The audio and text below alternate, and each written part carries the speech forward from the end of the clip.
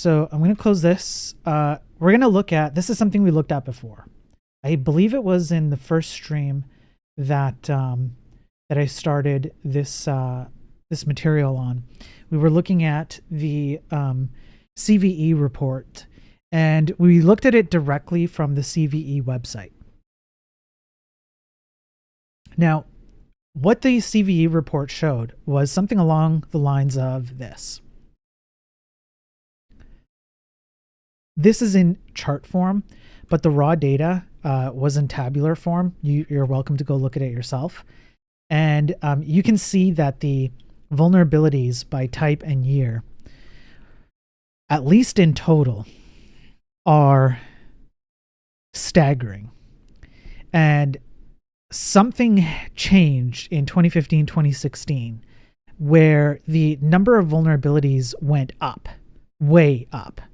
And we're talking more than double.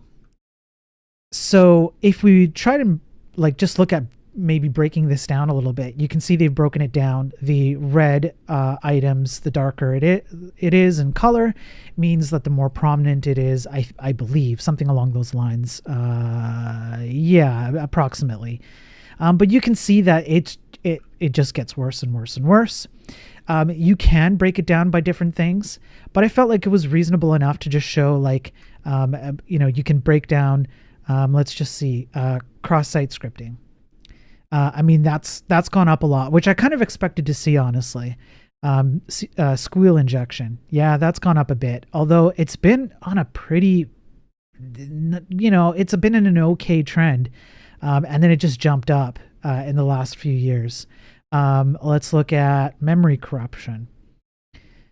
Yeah, iffy, cross-site request forging, I believe, something along those lines. Server side, not so much. Open redirect. I can't remember what that one was about. I had to go look at it. Denial of service is kind of not really relevant to my argument exactly, but it's still there. Information leaks. Yeah, I mean, input validation. That's kind of been a thing for a long time, to be honest. Overflows have not been they've been kind of not great the whole time. So if you look at vulnerabilities by type here, you can see which ones take up the most. So you got overflow, memory corruption, squeal injection, and XSS. And XSS is the biggest one. Now, if you look at the nature of what XSS is, that gives you an indication as well what portion of the industry is receiving the most amount of vulnerabilities.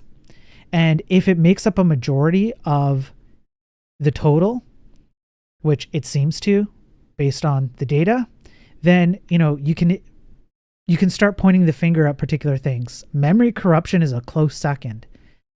And so then we could talk till we're blue in the face about memory safe languages or non-memory safe languages or things like that. But the point is to kind of just do a bit of an introductory view on the state of vulnerabilities in the industry in general. And unfortunately, they only seem to be increasing, and only in the last year there is a chance that they might decrease, but the year ain't over. So